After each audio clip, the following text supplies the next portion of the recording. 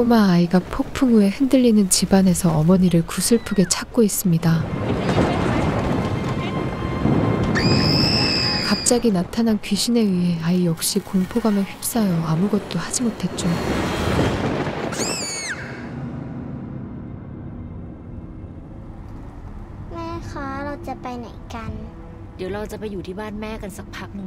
이로부터 몇 시간 전 어머니인 와리는 아이를 지키기 위해서 어딘가로 향하는 듯이 보입니다. 하나, 1, 4, 5 소호 95 ต็มถังค่ะ 얼굴에 상처가 가득한 그녀는 미지의 존재를 피하기 위함도 있었으나 이외에도 집을 떠나야 하는 이유가 있어 보이죠. อยู่ไหนนะซ่อนเก่งจริงๆเด็กคนนี้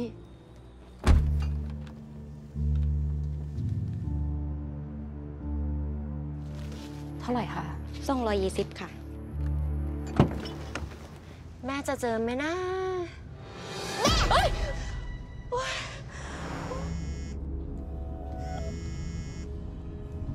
많이 늦은 시각이었기에 피곤에 쩔은 와리는 의도치 않게 그 자리에서 잠에 들어버립니다.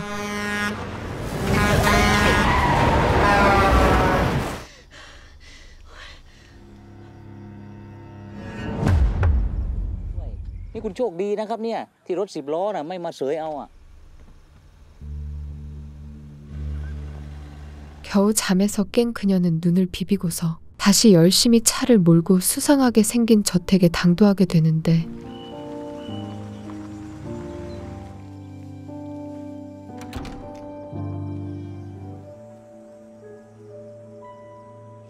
민นอนห้องนี้นะเมื่อก่อนตอนแม่เด็กๆเท่ามินแม่ก็นอนห้องนี้แหละ 오래전에 와리는 이곳에서 살았던 것처럼 보이며 의문의 누군가가 그들을 찾아오죠.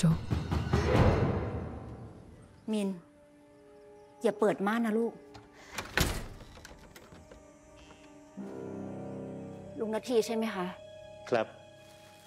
ลุงเอาของที่คุณวารีสั่งมาให้ 나띠란 남성은 이전부터 와리와 친근한 관계를 유지한 듯이 보이며 위험에 처해 있는 그녀를 도와줍니다. ลุงให้ที่ร้านใส่ซิมให้เรียบร้อยแล้วครับ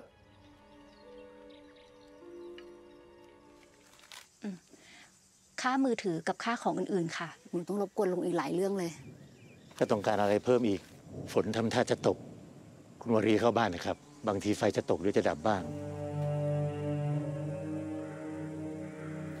마치 어쩔 수 없이 이곳에 도착했다는 것처럼 그녀는 무언가를 두려워하며 사소한 행동일지라도 민을 제지하죠.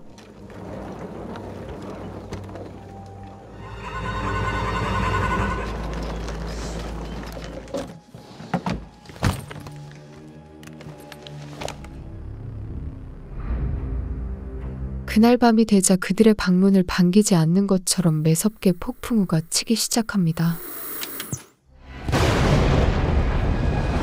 แม่จะไปปิดหน้าต่างชั้นบนก่อนนะเดี๋ยวฝนมันสาด หนูไปด้วย แม่ไปแป๊บเดียวเดี๋ยวก็มา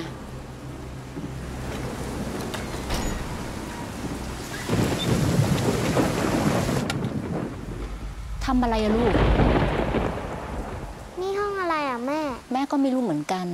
ยายเขาห้ามไม่ให้แม่เข้า 단순한 기상현상이라 보기에는 너무나 요란스러웠으며 아직 어렸던 미는 공포에 떨었죠.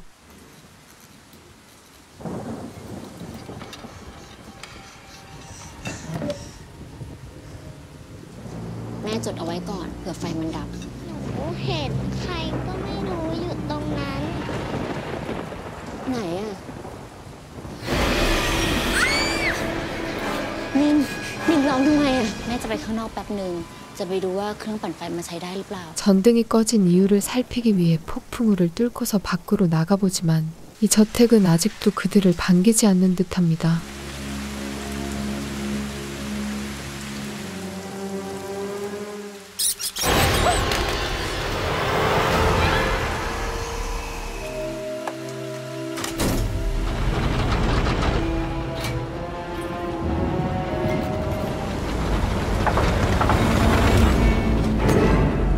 원래대로 전기가 돌아오는 듯했으나 다시 꺼지자 그들은 어쩔 수 없이 어둠 속에서 하루를 지내기로 하죠. แม่อ่านนิทานนี้ให้หนูฟังหน่อย โถเอ้ยฉั ฉันพูดอะไรช่างน่าไร้สาระจริงเชียว 다음 날이 되면서 우울한 분위기를 떨쳐내기 위해 평소대로 숨바꼭질을 하지만 민이 어딘가 이상해 보입니다. หาแล้วนะ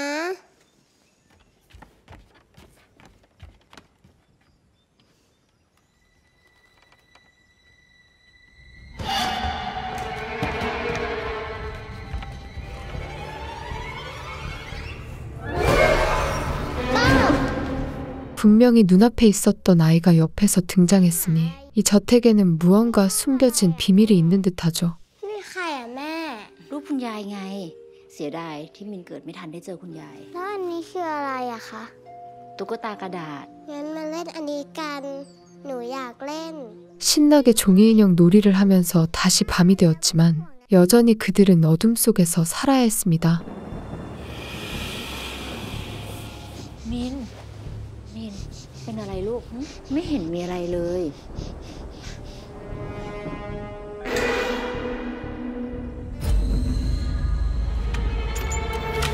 มินทำอะไรอะลูก วันนี้เราไปเที่ยวทะเลกันไหมลูก 이전부터 자꾸만 이상한 사람이 보인다는 민이 걱정됐던 와리는 기분 전환 삼아 바다를 보러 가기로 하죠. อยู่ที่นี่ก็ดีเนอะขับรถแป๊บเดียวก็มาเที่ยวทะเลได้ละ หนูอยากไปเล่นน้ำทะเล สวัสดีครับคุณวารี มีบ้านใครอยู่ใกล้ๆบ้านหนูบ้างไหมคะ ถ้าใกล้สุดก็บ้านลุงนี่แหละ 신경이 쓰여 나띠에게 아이의 존재를 물어보지만 그는 이 동네의 아이가 전혀 살지 않는다고 얘기하는데 มินอยู่ไหนลูก มิน มิน แม่บอกแล้วใช่ไหมว่าอย่าไปเล่นไกล 홀로 아이를 키우는 입장에서 자꾸만 어딘가로 사라지는 민이 너무나 걱정되는 와리. หนูไม่อยากอยู่ที่นี่แล้ว เราจะไปอยู่ที่ไหน จะกลับไปอยู่กับพ่อเหรอ หนูเป็นใคร เข้ามาที่นี่ได้ยังไง 이 저택 주위를 맴도는 미지의 존재는 어린 아이인 민을 계속해서 끌어내는 듯이 보입니다. มินทำอะไรอ่ะ หนูเห็นคนยืนอยู่ตรงนั้น ฟังแม่นะลูกจากหนูต้องรีบมาบอกแม่ หนูห้ามไปคุยกับเขา 집에 돌아와 짐을 살피던 그녀는 의문의 꼬마 아이가 쓰고 있었던 괴상한 가면을 발견하죠. แม่ แม่ว่าเราย้ายมาอยู่ที่นี่กันเลยดีไหม หนูไม่อยากย้ายโรงเรียน ลองดูก่อนไหม หนูไม่อยากอยู่ที่นี่ หนูไม่ชอบบ้านหลังนี้ เรามีแค่ที่นี่ 와리는 반드시 이곳에 정착해야 한다며 아이를 설득하지만 그녀에게만 보이는 귀신의 존재는 너무나 두려웠습니다. มิน มิน หนูกลัวอะไรอะลูก หนูเห็นใครก็ไม่รู้ ใช่เด็กผู้หญิงหรือเปล่า ไม่ใช่ค่ะ 와리에게만 보이는 꼬마 아이와 민에게만 보이는 의문의 귀신은 그들의 평안한 삶에 대해 방해하려는 듯하죠. แล้วหนูเห็นเขาที่ไหน ใกล้ๆนาฬิกา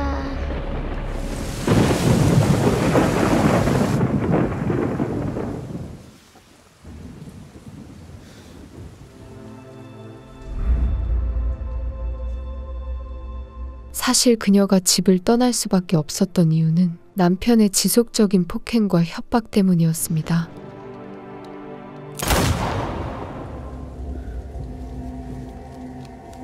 이를 벗어나고자 총을 쏘고서 이 저택으로 도망왔으나 안타깝게도 이곳 역시 낙원은 아니었죠.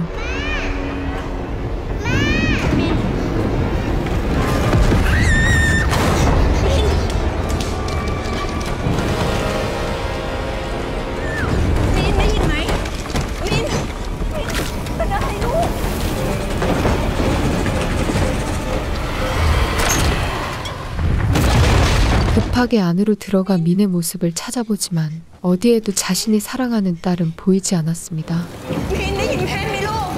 มิน หนูอยู่ไหนอะลูก มิน มิน มิน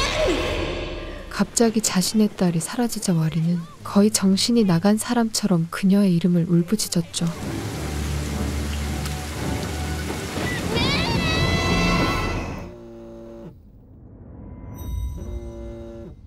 ว่าไง 다음날 아침이 되자 그녀의 신고를 받은 경찰이 홀로 끔찍한 저택을 찾게 됩니다. ได้รับแจ้งว่าเด็กหายอะ แต่ แต่ยังไม่รู้รายละเอียดอะไรเลย มาคนเดียวเหรอคะ ตอนนี้ก็แค่คนเดียวค่ะ น่าไปโดนอะไรมาค่ะ แต่มันดูไม่เหมือนแผลจากอุบัติเหตุเลยนะคะ ตอนนี้ลูกฉันหาย ช่วยสนใจเรื่องลูกฉันก่อนได้ไหม 그녀는 임신한 상태임에도 불구하고 힘든 몸을 이끌고서 성실히 수사에 임하죠. เขาทราบชื่อคนหายด้วยค่ะ มิน ผมยาวประมาณเนี้ย แล้วคุณเป็นอะไรกับเด็กที่หายไปคะ ก็เป็นแม่เขาไง รู้ตัวว่าเขาหายไปตอนกี่โมง ตี 3 นาฬิกามันตายนี่คะ 일반적인 사람의 입장에서는 간밤에 일어난 일을 몰랐기에 와리의 말이 그다지 신빙성 있게 들리지는 않았습니다. ลองเล่าเหตุการณ์เมื่อคืนทั้งหมดให้ฟังหน่อยค่ะ ฉันได้ยินเสียงลูกเรียก ก็เลยรีบขึ้นมา แล้วก็เห็นว่าเตียงมันลอยอยู่กลางห้อง พอฉันเข้ามา มินก็ไม่อยู่ในนี้แล้ว หลังจากนั้นคุณก็ไม่เห็นลูกอีกแล้ว 그녀의 허무맹랑한 말에 대해 모두 믿을 수는 없었으나 어찌됐든 아이의 흔적을 따라 천천히 수사하기로 하죠. นั่นตึกอะไรครับ เครื่องปั่นไฟ บ้านหลังนี้ไม่ใช้เครื่องปั่นไฟใหญ่ขนาดนี้เลยเหรอคะ แม่ฉันสร้างเอาไว้ ก่อนที่ลูกสาวคุณจะหายไป เขาได้พูดอะไรที่มันน่าสงสัยหรือว่าได้ไปเจอคนแปลกหน้าบ้างไหม เมื่อวานตอนเย็นลูกฉันบอกว่าเห็นคนอยู่ในป่า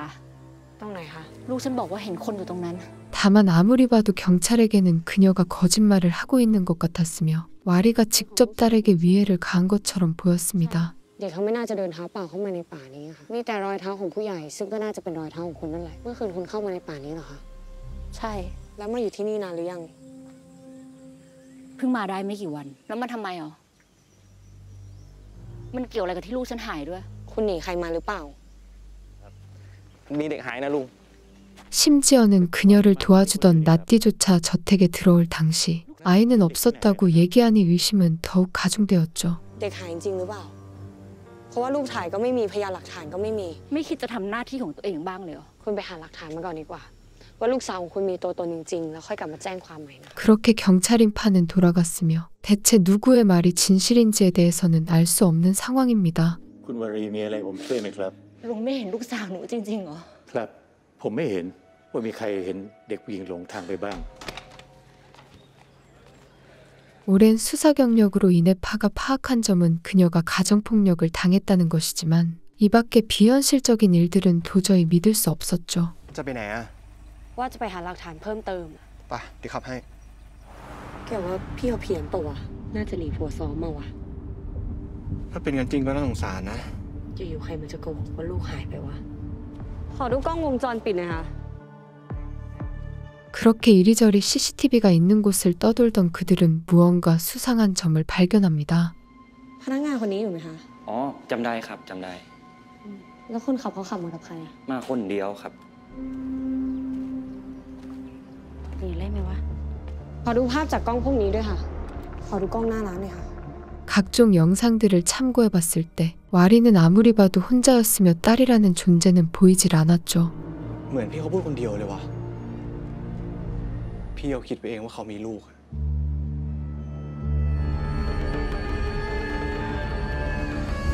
결국 이 사건은 정신적으로 문제가 있는 여성의 착각에 의해서 벌어진 일로 보이는데 คดีอะไรเหรอครับ เด็กหายอะ สารวัตรฟ้า เดี๋ยวไปพบผมที่ห้องด้วยนะ พี่พวกของสารวัตรฟ้าเนี่ยเขาเป็นใครวะ จะใครอีกล่ะ ก็พุ่งกลับเรานี่แหละ เชี่ย ก็ไม่ควรไปเสือกเรื่องคนอื่นเขาไง 파는 경찰서장을 남편으로 두고 있었으며 쉽게 휴직할 수 있음에도 책임감으로 인해 꿋꿋이 업무에 임했습니다. ยังแพ้ท้องอยู่หรือเปล่าทำไมไม่ลาพักงานไป ฟ้าไม่อยากอยู่เฉย ไม่ต้องลำบากขนาดนี้ก็ได้ ผมบอกแล้วไง ผมจะดูแลคุณกับลูกเอง ผมเป็นห่วงคุณนะฟ้า ๆเขาโตไปทำงานต่อนะคะ 다만 그녀의 반응을 보았을 때 그들의 관계는 일반적인 부부라기에는 문제가 있어 보였죠. เป็นไรเปล่า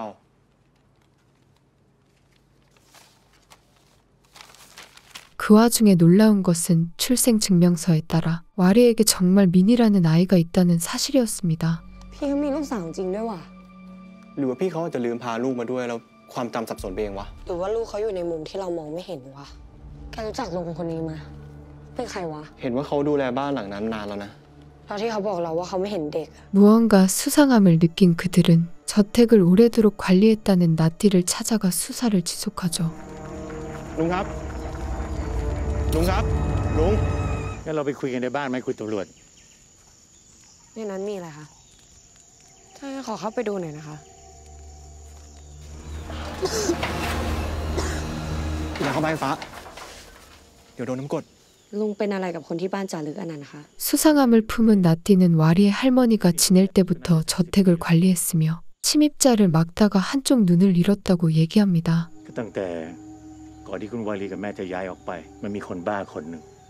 ลุกเข้ามาในบ้านแล้วจะทำร้ายคนในบ้านแม่เรากระจกทิ่มตาผมก่อน เขามาจากไหนทำไมถึงเข้ามาทำร้ายคนในบ้านได้ ผมก็ไม่รู้เหมือนกัน ยังไม่ทันได้จับ มันตายไปก่อน หลังจากเหตุการณ์นั้นคุณวารีกับแม่ก็ย้ายออกไป 한편 와리는 사랑하는 자신의 딸이 없어지면서 매시간 초조한 마음을 갖고 있었죠. มิน มิน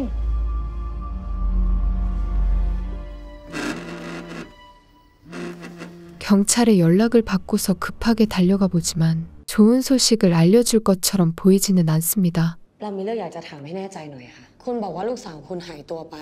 ใช่ ลูกสาวของคุณอยู่ตรงไหน อยู่ที่เบาะหลัง ลูกสาวของคุณอยู่ไหนในภาพเนี่ย ก็อยู่ที่เบาะหลังไง 영상을 같이 보면서 사실관계를 유추하려 해도 와리의 입장에서는 믿기지 않는 일이었죠. เขาก็อยู่ในรถไง มิน นี่ไงมินลูกสาวฉัน นี่ไม่ใช่ลูกสาวคุณนะคุณวาลี คือตัวคุณเอง ตอนที่คุณเป็นเด็ก 자신의 어린 시절을 딸의 모습으로 착각한 그녀에게는 무언가 숨겨진 비밀이 있었습니다. คุณได้ทำร้ายลูกสาวของคุณหรือเปล่า ฉันจะอยาก กูไม่ให้ไป 그녀의 회상에 따르면 남편을 향해 쏜 총이 빗맞으며 자신의 딸인 민을 죽인 것처럼 보이죠. แล้วคุณจะไปไหน อารี ฉันจะพาลูกไปด้วย ไป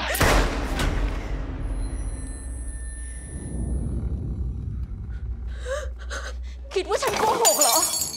พวกคุณจะบ้าเหรอ ฉันเป็นแม่คนนะ ก็เพื่อจะยืนยันความบริสุทธิ์ของคุณน่ะคุณได้ทำร้ายลูกสาวของคุณหรือเปล่า 간신히 총알이 빗나가긴 했으나 이 상황을 정확히 파악하기 위해서는 그녀의 남편인 유타 차이와도 대화를 해야 했습니다. คุณมาเอาลูกไปใช่ไหม พูดอะไรของคุณ ตอนนี้คุณอยู่ที่ไหน เป็นตำรวจค่ะ ตอนนี้กำลังสอบปากคำคุณวาลีอยู่ คุณยืนยันว่าคุณวาลีพาลูกมาด้วยใช่ไหมคะ ใช่ ถ้าเกิดว่ามีเรื่องคืบหน้าอะไรไป ทางเราจะรีบแจ้งให้ทราบ วารีถ้าคุณไม่ไหวคุณก็กลับมาเถอะ ช่วยให้ความร่วมมือกับตำรวจและส่งลูกมาค่ะ 파는 조사한 정황을 토대로 발생할 수 있는 모든 가능성을 염두에 두고 있었죠.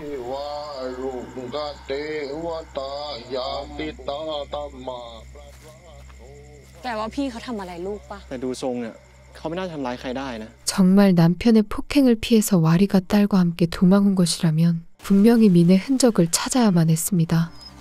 น้องมินครับน้องมินอยู่ไหนครับตกน้ำสุดเวลาไม้นี่ เต้ฝากตามทีมเช็คหน่อย ได้นะ ตรงนี้ปล่อยเป็นหน้าที่ของตำรวจเถอะ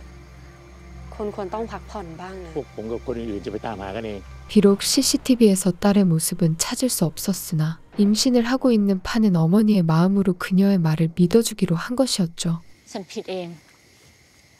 ฉันไม่น่าพาลูกมาที่นี่เลย คุณทำถูกแล้วนะ ที่หนีออกมาจากมันน่ะ มาทำงานแบบนี้สามีคุณไม่ว่าหรอ มีแม่แค่คนเดียวก็ได้ คุณว่าไหม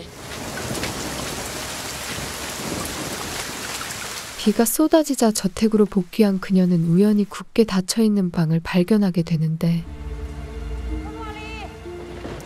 มีอะไร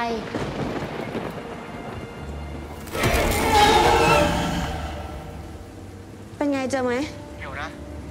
เจออะไรเนี่ย นี่ชอบอะไรก็ไม่รู้ติดอยู่ตรงนี้ครับ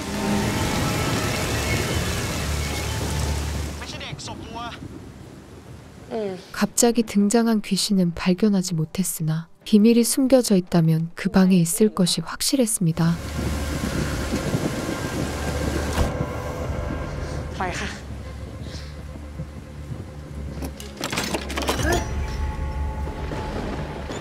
ข้างล่างนี่ห้องอะไรอ่ะ 놀랍게도 굳게 봉인되어 있는 의문의 방 안에는 수상한 기운을 풍기는 지하실이 존재했죠.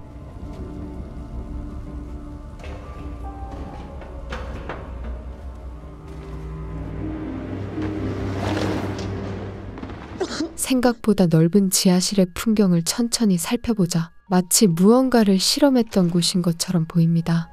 หน้าตาเหมือนห้องทดลองอะไรบางอย่างเลย แม่ฉันคงสร้างเอาไว้อะ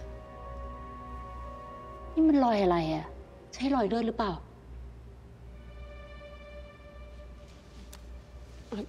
ขอบคุณค่ะแม่คุณเป็นใครกันเนี่ย 이곳을 와리의 어머니가 지었다고 한다면 그녀에게는 딸에게 숨기고 있는 비밀이 있을 것이었죠. ฉันไม่ได้อยู่ที่บ้านหลังนี้มา30 กว่าปีแล้ว นั่นรอยอะไรอะ 군데군데 묻어있는 핏자국과 더불어 수상한 무늬의 자국은 저택의 거실과 이어져 있었습니다. นั่นใครคะ ทวดของฉัน คนที่สร้างบ้านหลังนี้เป็นวิศวกรมาทำเหมืองที่นี่ เดี๋ยวเราช่วย ผมเองครับ เชี่ย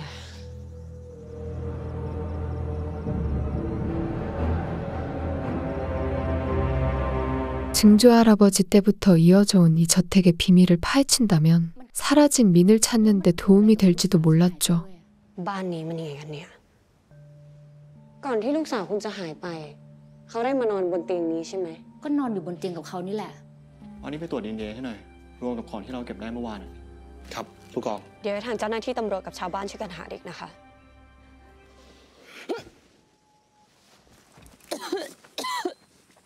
입덧이 심해진 파는 우연히 수상한 차를 발견하지만 병원을 예약했기에 어쩔 수 없이 발길을 돌립니다. รถหรูอะไม่น่าใช่ของชาวบ้านนะ หมอนั้นอะลืมเลย เป็นยังไงบ้างครับสารวัตรทำไมวันนี้ดูเพลียๆล่ะสารวัตรจะต้องพักผ่อนเยอะๆนะครับลูกชายแข็งแรงดีนะครับอวัยวะครบถ้วน 비록 아이가 건강하다는 사실에 기쁘긴 했으나 이대로 형사 일을 지속한다면 무리가 올 것이 분명했죠. แข็งแรงดีค่ะ ทั้งแม่แล้วก็ลูกเลย ต้องกินอะไรบำรุงบ้างไหมแล้วห้ามทำอะไรบ้างหรือเปล่า ถ้าอยากรู้ขนาดนี้ทำไมไม่เข้าไปด้วยกันอะ ผมมีธุระที่อื่นต่อนะต้องไปต้อนรับผู้ใหญ่ 남편과 그다지 사이가 좋지 않았던 이유는 항상 경찰 일로 바쁜 그의 태도 때문에 자신에 대한 대우가 초라했기 때문이었습니다. คุณวาลีครับ แต่เรายังไม่พบตัวลูกสาวคุณเลยครับ เด็กไม่น่าจะอยู่ที่ป่าเลยครับ เชิญกลับไปพักผ่อนได้เลยครับ 수색이 조기에 종료됨에 따라 소중한 아이를 품은 두 어머니는 각자의 사정에 의해 눈물을 삼키죠.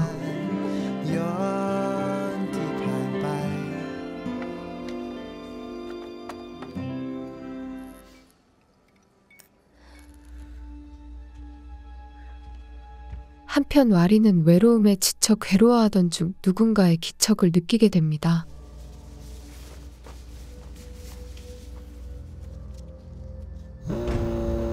คุณตำรวจ มีคนอยู่ในบ้านฉัน ว่าไงนะ ก่อน และอย่าเพิ่งทำอะไรนะ รอจนกว่าตำรวจจะไปถึง 자신의 딸일지 혹은 딸을 납치한 범인일지에 대해 아무런 정보가 없기에 그녀는 긴장을 늦추지 않죠. คุณวาลี คุณจะทำอะไรอะ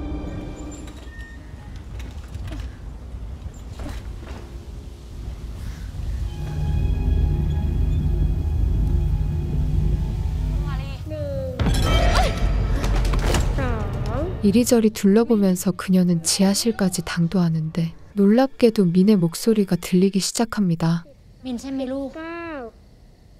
20 มิน มินหยุดก่อน มิน มินเลิกเล่นได้แล้ว 가면을 쓴 소녀는 이전부터 민의 행색을 하며 와리를 어딘가로 이끄는 것처럼 보이죠.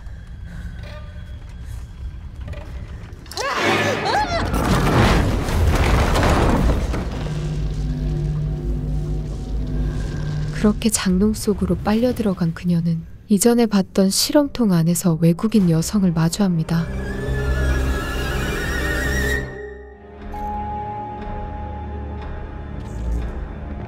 때는 1991년 그 당시 와리는 어머니와 아버지와 함께 단란한 가정에 살고 있었죠. มันเกิดขึ้นได้ยังไง พร้อมกันหรือยัง ที่โรงไฟฟ้ามีปัญหา ฉันต้องเข้าไป นาที เอารถออก แล้วคุณวัดกับคุณวารีไม่ได้มาด้วยเหรอครับ แม่จะไปไหนแม่อย่าไป 그녀의 어머니는 무언가를 연구하는 과학자였으며 이는 일반 국민들에게 비밀리에 진행되고 있었습니다. Die Stromerzeugung läuft instabil im Betrieb mit dem Generator. Halte das ganze System an und suche nach der Ursache, warum der Ertrag tickt. 파니다가 관리하는 발전소는 폭발을 일으켰으며 이에 대한 원인이 무엇인지에 대해 머리를 싸매고 있었죠.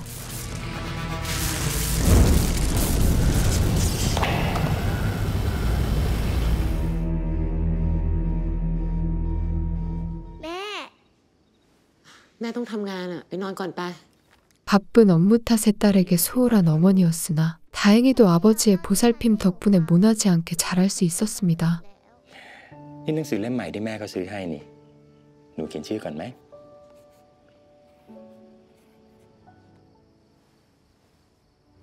นี่คุณลืมไปแล้วเหรอว่ามันยากมากแค่ไหนกว่าจะได้ลูกคนนี้มา 다만 그녀가 일에 매달리는 모습은 부부관계에 있어서 치명적이었기에 더 이상 가정을 유지하기 힘들었죠.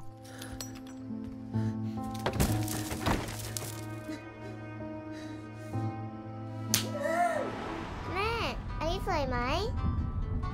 ไม่รู้สิ หนูชอบไปไหนล่ะ ถ้าจะเป็นแบบนี้ไม่ต้องมาก็ได้ ถ้าเป็นแบบนี้กลับไปเลยดีกว่า ไม่เอาไม่กลับ หนูอยากไปทะเล ฉันบอกไม่จอดจะทำอะไรอ่ะจะทำอะไรอ่ะ แม่จะไปไหน แม่อย่าไป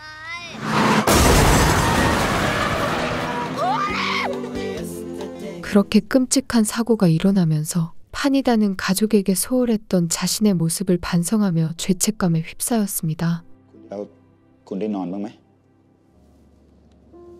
พวกผมกลับก่อนนะครับอาจารย์ 14 มีนา 2534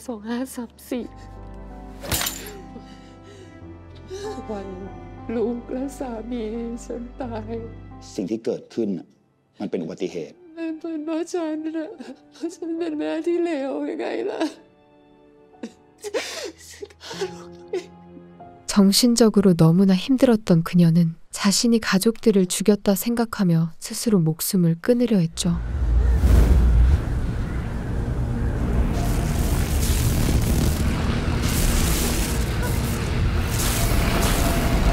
그때 발견한 거대한 에너지는 분명히 그녀의 발전소에서 봤던 것과 똑같은 모습이었습니다. อาจารย์จะทำอะไรเหรอครับ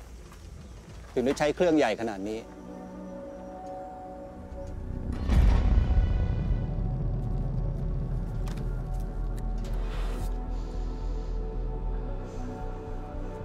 이것이 시간을 다시 돌릴 수 있을지는 몰랐으나 지푸라기라도 잡는 심정으로 끝없이 연구하며 시도했죠.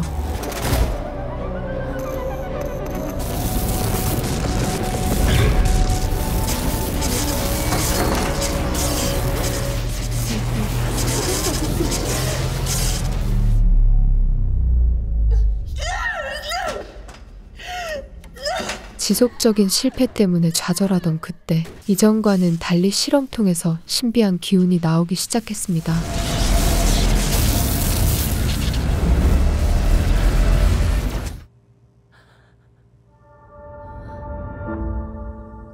거대한 구체 안에서 발견했던 것은 분명히 자신의 딸인 왈이었으나 그녀는 파니다를 전혀 알아보지 못했죠.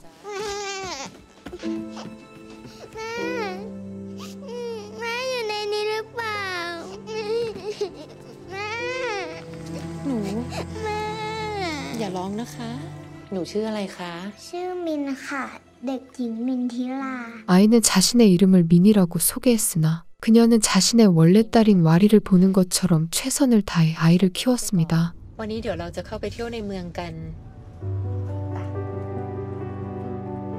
ชุดนี้น่าจะใส่ได้ ชอบไหมคะ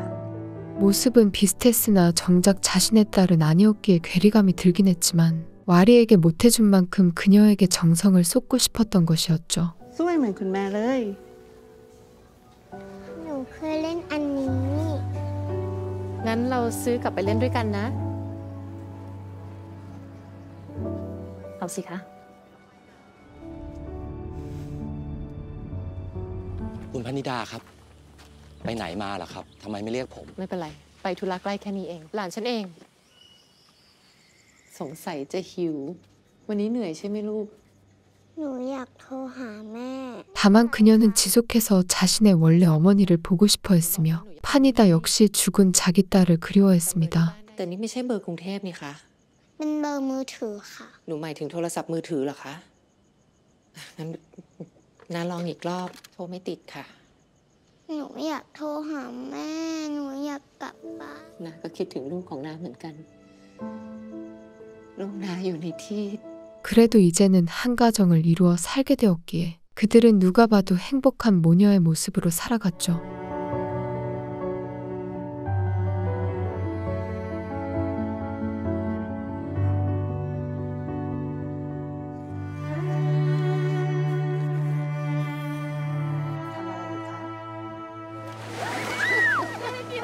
พ่อแม่ของเด็ก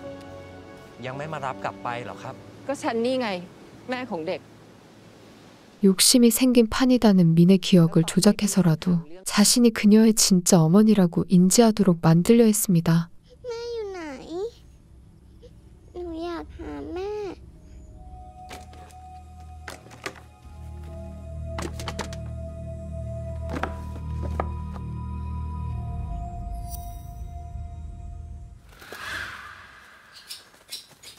ทางนี้ ทางนี้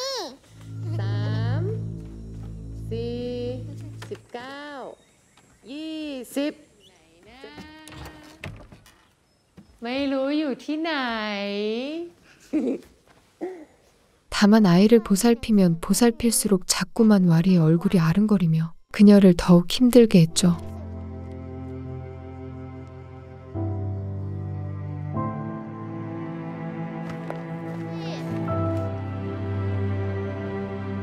결국 이를 견디지 못한 그녀가 다시 타임머신을 가동시키자 30년이 지난 뒤에 와리가 이곳에 당도하게 된 것이었습니다.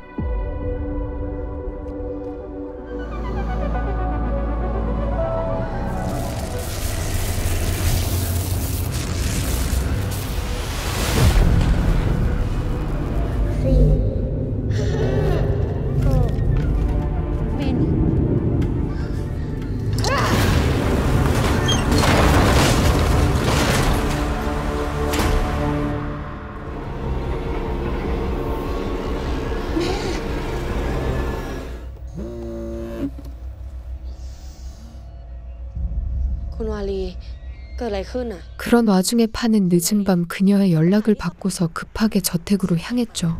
คุณวาลีเกิดอะไรขึ้น คุณวาลีเปิดประตูหน่อยค่ะ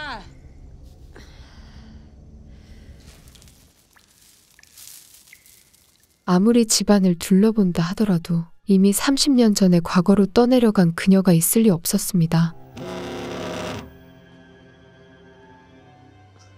อะไรวะเนี่ย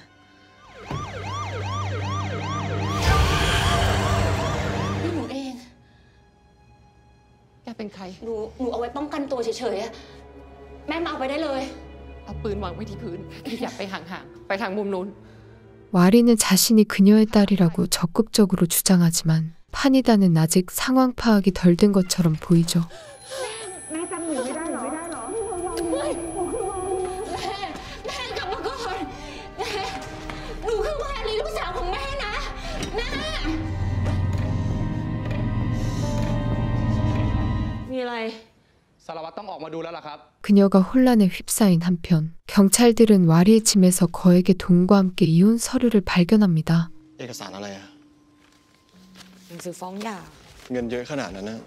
ถ้าพี่เขาจะหนีไปนี่เขาน่าจะเอามันไปด้วยนะ เมื่อคืนตอนที่พี่เขาโทรมา เราได้ยินเสียงแปลกๆว่ะ หรือว่าจริง ๆ แล้วพี่เขาเจอลูกสาวของเราวะ นี่หายไปทั้งสองแม่ลูกเลยนะเว้ย มันเหมือนกับพี่เขาล่องหนหายตัวไปดื้อๆอย่างนั้นอะ 분명히 자신에게 전화를 걸었음에도 갑자기 온데간데 없이 사라져버리니 어이가 없을 뿐이었죠. ฟิลเหมือนรูปงานศพเลยอะรูปใครวะ เจ้าของบ้านคนเก่ามั้ง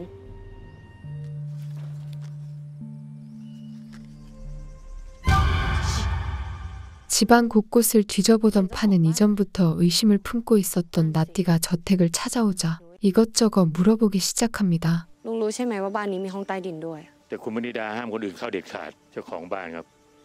เป็นแม่ของคุณวาลีและห้องนั้นก็ปิดตายมานานแล้ว ตอนก่อนย้ายไปเมื่อ30 ปีก่อน 파니다는 수력 발전소를 담당하는 엔지니어였으며 현재의 와리와 마찬가지로 다른 사람들 모르게 사라져 버렸죠. แ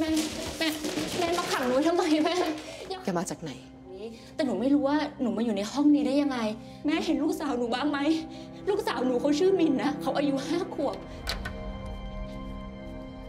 파니다는 분명 자신이 그녀를 불러냈음에도 적잖이 당황하면서 자기 딸이라는 것을 믿을 수 없다는 반응이었습니다.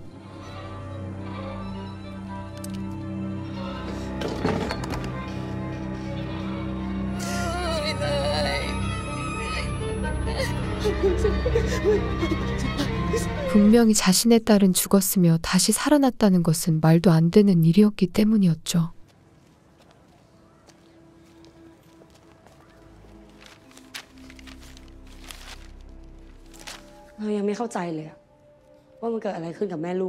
두 모녀의 실종 사건을 조사하던 파는 과거 파니다가 사라졌던 일에 접근하며 점차 진실에 다가갑니다.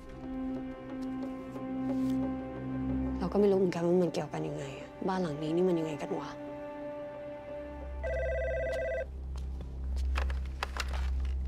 ค่ะ เชิญครับ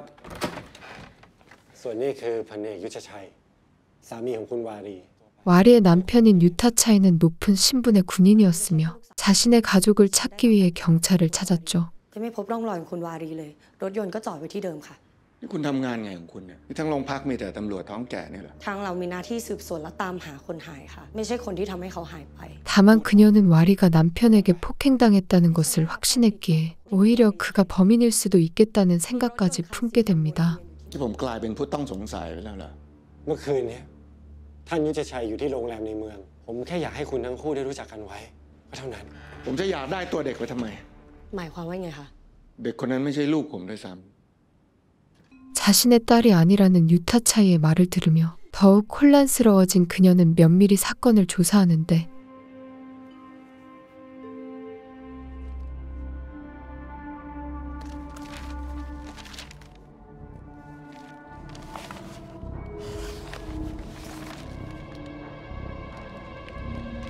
그 시각 와리는 어머니가 자신에게 매정하게 대하는 것을 보며 일단 이곳을 빠져나가야겠다고 생각하죠.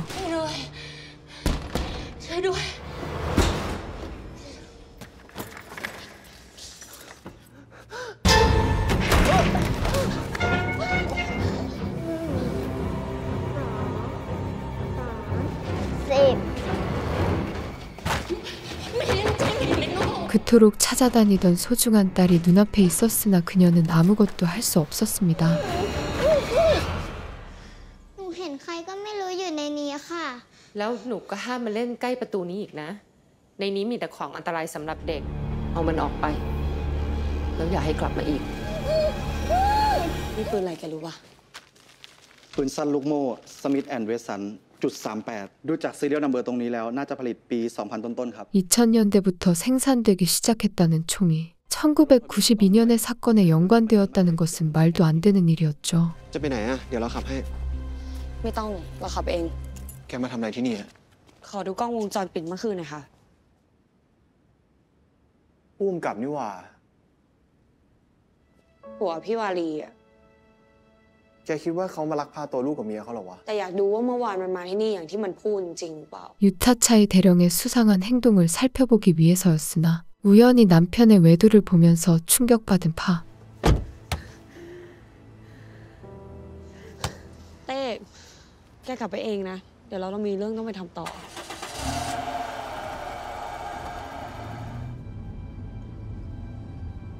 그녀가 과거의 사건을 조사했던 경관을 찾아가는 한편 와리는 꽁꽁 묶이며 어딘가로 끌려가는 중이었습니다.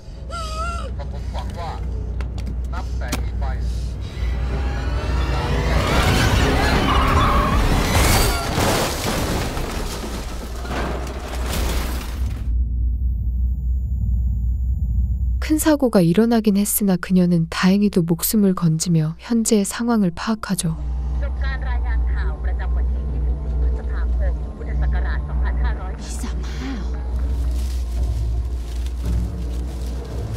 ใครอยู่คะ น้าอ่อนอยู่ในนี้ไหมคะ อยู่ไหนนะ 민!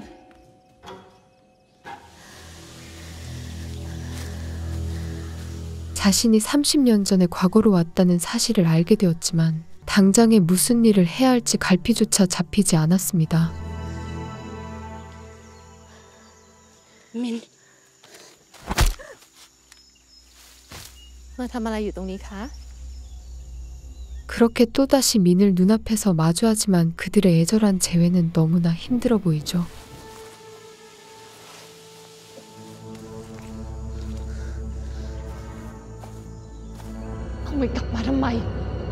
한편파는 그 권총의 주인이 유타차이라는 것을 알아내며 사건의 담당관을 찾아 나섭니다.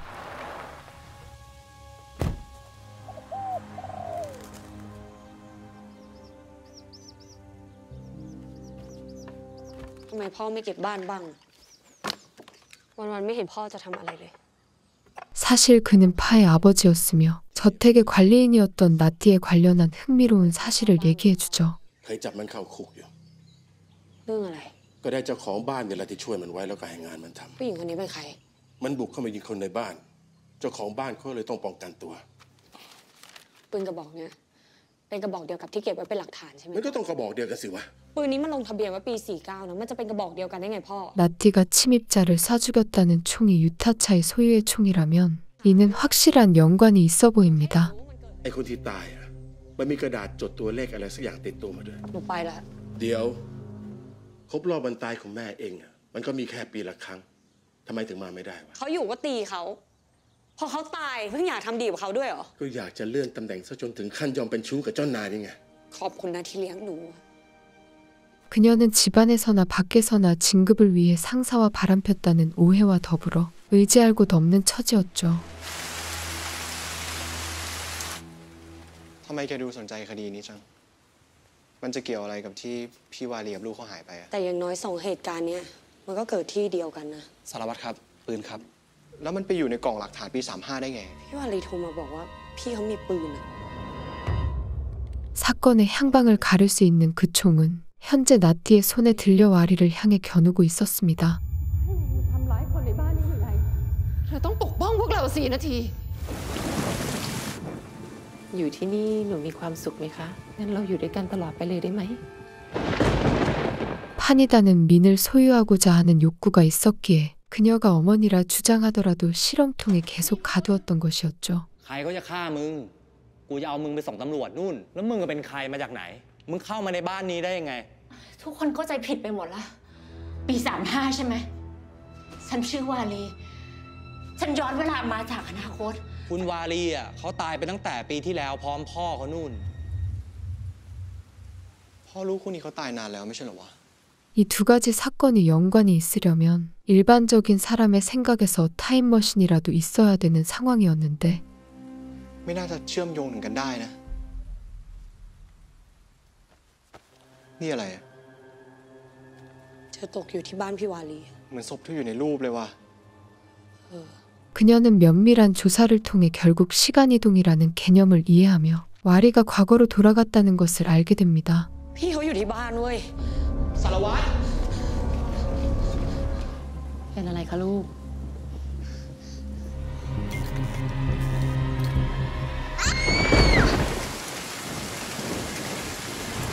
ดูสิคะ ไม่เห็นน่ากลัวเลย คุณปล่อยฉันออกไปเดี๋ยวนี้นะ 미래에서 왔다는 얘기는 나띠의 입장에서 전혀 이해되지 못하는 내용이었기에 그녀의 말을 들어줄 수 없었죠.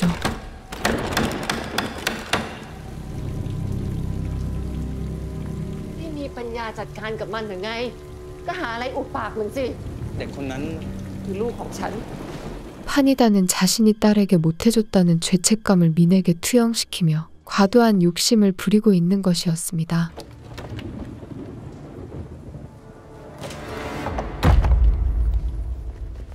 เป็นหลักฐานในคดีของตำรวจ กรุณาถอยออกมาด้วยครับคุณ ท่านมีคนตายด้วยเหรอ มีคนตายในบ้านหลังนี้เมื่อ 30 กว่าปีที่แล้วครับ ในบ้านนี่ภรรยาและลูกของท่านหายไปครับ 파형사는 급히 저택으로 달려가며 이것이 도대체 어떻게 가능한 일인지에 대해 분석하죠.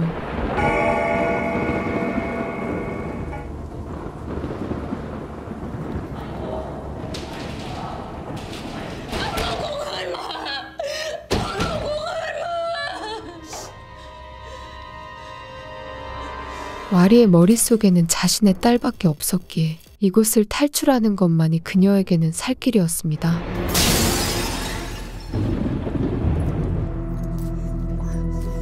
มึงทำอะไรของมึงไม่งั้นกูยิงมึงแน่ 그 과정에서 와리는 나띠의 눈을 잃게 만들었으며 현재까지도 문제가 되는 총을 들고서 성큼성큼 나아가죠. แค่ทำตามคำสั่งเจ้านาย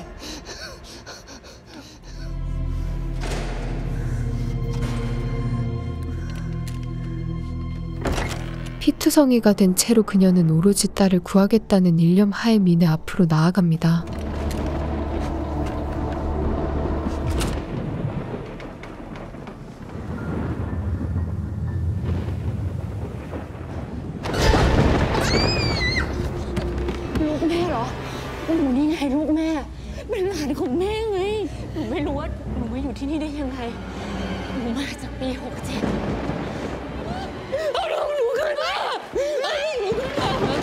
죽었다고 생각했던 딸이 돌아왔다는 것을 믿지 못한 그녀는 결국 와리를 다시 죽음의 길로 인도하죠.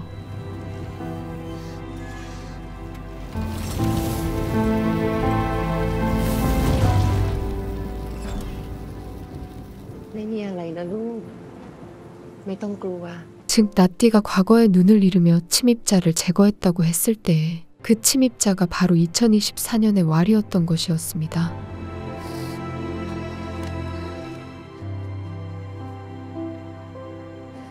ที่นี่แหละครับบ้านของคุณวารี มึงคิดว่าตัวเองเจ๋งมากไหมรู้สึกเป็นลูกผู้ชายมากไหมพวกมึงก็แค่อยากมีอำนาจด้วย 파의 입장에서는 그녀의 남편이 가정폭력을 하지 않고서 이 저택에 오지 않았더라면 비참한 삶을 맞이하지 않을 수 있겠다는 생각이었죠.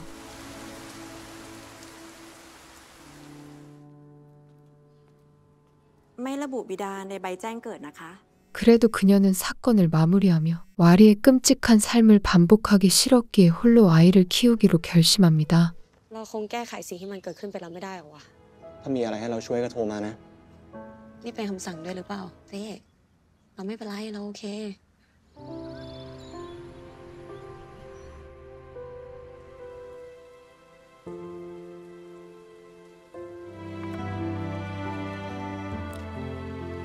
ต่อไปนี้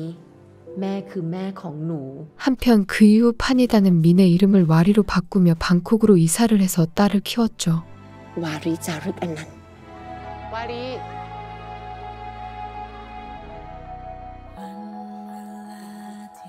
다만 딸의 성장한 모습을 통해 그녀는 이전에 와리가 했던 말이 모두 맞았음을 깨달았습니다.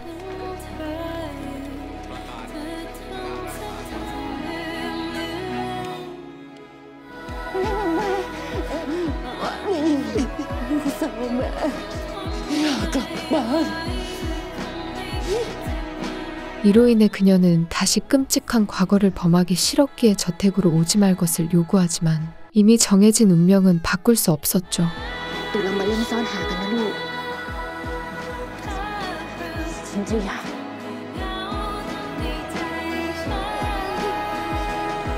미래에 일어날 일들에 대해서는 전혀 모른 채 저택을 향하는 그녀의 모습을 마지막으로 드라마는 끝이 납니다. 시공간을 넘나드는 설정을 통해서 모녀의 끔찍한 과거의 반복을 다룬 미스터리 드라마 집에 오지 마였습니다.